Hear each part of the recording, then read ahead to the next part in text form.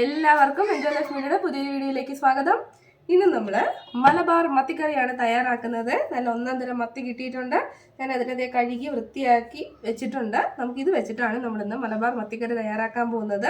അപ്പോൾ നമുക്ക് കറി എങ്ങനെയാണ് ചെയ്യുന്നതെന്ന് നോക്കാം. മലബാർ മത്തിക്കറി തയ്യാറാക്കാനായിട്ട് ഞാനൊരു ചട്ടി അടുപ്പത്ത് വെച്ചിട്ടുണ്ട്. അത് ചൂടായി കഴിഞ്ഞാൽ നമുക്കതിലേക്ക് എണ്ണ ഒഴിച്ചു കൊടുക്കാം. കുറച്ച് എണ്ണ ചേർത്ത് കൊടുക്കുക. ഒരുപാട് എണ്ണയൊന്നും വേണ്ട, കുറച്ച് എണ്ണ മതി. എണ്ണ നന്നായിട്ട് ചൂടായി കഴിഞ്ഞാൽ നമുക്കതിലേക്ക് ഒരല്പം കടുക് ഇട്ട് കൊടുക്കാം. കടുക് നന്നായിട്ട് പൊട്ടിക്കഴിഞ്ഞാൽ നമുക്ക് കുറച്ച് കറിവേപ്പില ഇട്ട് കൊടുക്കാം. കറിവേപ്പിലയും കൂടി ഇട്ട് ഒന്ന് മൂത്തതിന് ശേഷം നമുക്ക് ഒരു ചെറിയ കഷ്ണം ഇഞ്ചി, ഒരു 2 അല്ലി വെളുത്തുള്ളി,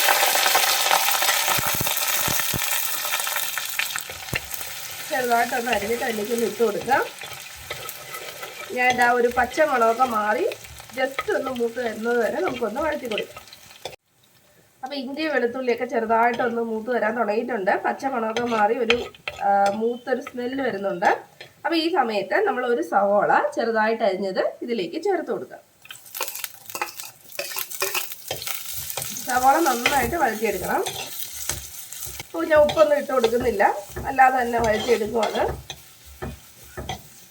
സവാള നന്നായിട്ട് വാടിയിട്ടുണ്ട്. ഇനി നമുക്ക് തക്കാളി ഇട്ട് കൊടുക്കാം. ഒരു മീഡിയം സൈസ് തക്കാളി. തക്കാളി ചേർത്തിട്ട് നന്നായിട്ട് വഴറ്റി കൊടുക്കാം. തക്കാളിയൊക്കെ ഒന്ന് വെന്ത് ഉടഞ്ഞു വരണം. നമ്മുടെ തക്കാളിയൊക്കെ നന്നായിട്ട് വഴണ്ട് വന്നിട്ടുണ്ട്. ഇനി നമുക്കിതിലേക്ക് നമ്മുടെ കറിക്ക് ആവശ്യത്തിനുള്ള പൊടികൾ ചേർത്ത് കൊടുക്കാം. ആദ്യം നമുക്ക് മല്ലിപ്പൊടി ചേർത്ത് കൊടുക്കാം. ഞാനൊരു 2 ടീസ്പൂൺ മല്ലിപ്പൊടി ചേർക്കുന്നുണ്ട്. ഇനി നമുക്ക് മുളക് പൊടി ചേർക്കാം. ഈ പൊടികൾ ചേർക്കുന്ന സമയത്ത് ലോ ഫ്ലെയിമിൽ വെച്ചിട്ട് വേണം ചേർക്കാൻ. മുളക് പൊടിയും അതുപോലെ തന്നെ ഒരു 2 സ്പൂൺ ഞാൻ ചേർക്കുന്നുണ്ട്. ഒരല്പം ഉലുവാപ്പൊടി ചേർത്ത് കൊടുക്കാം. വളരെ കുറച്ച് ചേർത്താൽ മതി, ഒരുപാട് ചേർത്താൽ ഒരു കയ്പുണ്ടാവും. ഇനി നമുക്കൊരു 1/4 ടീസ്പൂൺ മഞ്ഞൾപ്പൊടി കൂടി ചേർത്ത് കൊടുക്കാം. ഇനി പൊടികളെല്ലാം കൂടി നന്നായിട്ടൊന്ന് മിക്സ് ചെയ്യാം. ലോ ഫ്ലെയിമിൽ ഇട്ടിട്ട് വേണം കേട്ടോ പൊടികൾ ചേർത്ത് മിക്സ് ചെയ്ത് കൊടുക്കാൻ, അല്ലെങ്കിൽ ഓഫ് ആക്കിയാലും മതി. ഒരിക്കലും തീ കൂടി പോകരുത്. പൊടികൾ ചേർത്തിട്ട് നമ്മളിത് നന്നായിട്ട് വഴറ്റിയിട്ടുണ്ട്. ആ പച്ച മണമൊക്കെ മാറി ചെറുതായിട്ടൊന്ന് മൂക്കാൻ തുടങ്ങിയിട്ടുണ്ട് നമ്മുടെ പൊടികളൊക്കെ. പൊടികൾ ഒരിക്കലും കരിഞ്ഞു പോകരുത് കേട്ടോ. കരിഞ്ഞു പോയാലും നമ്മുടെ കറിക്ക് നല്ല കയ്പ്പ് രസമായിരിക്കും. അപ്പോൾ നല്ലോണം ഒരുവിധം മൂത്തിട്ടുണ്ട്. ഇനി നമുക്ക് ഇതിലേക്ക് ചേർക്കേണ്ടത് പുളിയാണ്. ഞാനിന്ന് കുടംപുളിയല്ല, സാധാരണ നമ്മുടെ വാളംപുളിയാണ് ചേർക്കുന്നത്. വെള്ളത്തിലിട്ട് ഒന്ന് പിഴിഞ്ഞെടുത്തതാണ്. അത് ചേർത്ത് കൊടുക്കാം.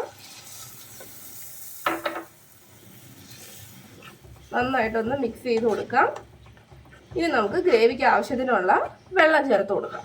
പച്ചവെള്ളം വേണ്ട, ഒന്ന് ചൂടാക്കിയിട്ട് ഒരു ഇളം ചൂടുള്ള വെള്ളം, അതായത് അധികം ചൂടും വേണ്ട, എന്നാൽ പച്ചവെള്ളം ചേർക്കാൻ പാടില്ല. ഒന്ന് ചൂടാക്കി തണുപ്പിച്ച വെള്ളമാണ് ചേർക്കേണ്ടത്. ഗ്രേവിക്ക് ആവശ്യത്തിനുള്ള വെള്ളം ഒഴിച്ചു കൊടുക്കാം. നന്നായിട്ടൊന്ന് ഇളക്കി കൊടുക്കാം. അപ്പോൾ നമ്മുടെ ഗ്രേവിക്ക് അനുസരിച്ചിട്ടുള്ള വെള്ളം ഒഴിച്ചു കൊടുത്തിട്ടുണ്ട്. ഇനി ഇത് നന്നായിട്ടൊന്ന് തിളയ്ക്കണം. തിളച്ചതിന് ശേഷം നമുക്ക് മീനും ബാക്കിയുള്ള സാധനങ്ങളൊക്കെ ഇട്ട് കൊടുക്കാം. ഗ്രേവി നന്നായിട്ട് തിളച്ചിട്ടുണ്ട്. നമ്മൾ ഇതുവരെ ഇതിലേക്ക് ഉപ്പ് ചേർത്തിട്ടില്ല. ഇനി ആവശ്യത്തിനുള്ള ഉപ്പ് ചേർത്ത് കൊടുക്കാം. ഉപ്പ് ചേർത്തിട്ട് നമുക്കൊന്ന് ഇളക്കി കൊടുക്കാം. ഇനി ഇതിലേക്ക് നമ്മൾ കഴുകി വൃത്തിയാക്കി വെച്ചിട്ടുള്ള മീൻ ഇട്ട് കൊടുക്കാം. അപ്പോൾ ഗ്രേവി തിളച്ചു, നമ്മൾ ഉപ്പിട്ടിട്ടുണ്ട്. ഇനി നമുക്ക് നമ്മുടെ മലബാർ മത്തിക്കറിയുടെ മത്തി ഇട്ട് കൊടുക്കാം. നമ്മൾ കഴുകി വൃത്തിയാക്കി വെച്ച മത്തിയാണ് ഇട്ട് കൊടുക്കേണ്ടത്. ഇങ്ങനെ മുഴുവനെ ചേർക്കേണ്ടതെന്നുണ്ടെങ്കിൽ നമുക്ക് ചെറിയ കഷ്ണങ്ങളാക്കി ഒന്ന് മുറിച്ചിട്ട് ഇട്ട് കൊടുക്കാം കേട്ടോ. അതൊക്കെ നമ്മുടെ ഇഷ്ടമാണ്.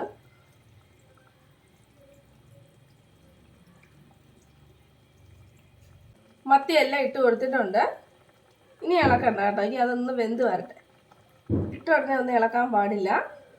ഇനി നമുക്കിതൊന്ന് മൂടി വെച്ചിട്ട് ഒരു 10 മിനിറ്റ് മീഡിയം ഫ്ലെയിമിൽ ഒന്ന് കുക്ക് ചെയ്തെടുക്കാം. മീഡിയം ഫ്ലെയിമിൽ ഇട്ടിട്ട് നമുക്കൊരു 10 മിനിറ്റ് ഇതൊന്ന് കുക്ക് ചെയ്തെടുക്കാം. നമ്മൾ മീൻകറി അടച്ചു വെച്ചിട്ട് കുക്ക് ചെയ്യാൻ തുടങ്ങിയിട്ട് ഒരു 10 മിനിറ്റ് കഴിഞ്ഞിട്ടുണ്ട്. മീഡിയം ഫ്ലെയിമിലാണ് നമ്മൾ കുക്ക് ചെയ്തത്. നമ്മുടെ കറിയിലെ എണ്ണയൊക്കെ തെളിഞ്ഞ് പാകത്തിന് വന്നിട്ടുണ്ട്. നമ്മൾ ഇടയ്ക്ക് ഒന്ന് ഇളക്കുക എന്ന് പറഞ്ഞാൽ നമ്മൾ സ്പൂണിട്ട് ഇളക്കാൻ പാടില്ല. ജസ്റ്റ് ഒന്നിങ്ങനെ ചുറ്റിച്ചു കൊടുത്താൽ മതി. ചട്ടി ഇടയ്ക്ക് ഒന്ന് തുറന്ന് നോക്കണം. അപ്പോൾ എണ്ണയൊക്കെ തെളിഞ്ഞ് കറി കറക്റ്റ് പാകമായിട്ട് വന്നിട്ടുണ്ട്.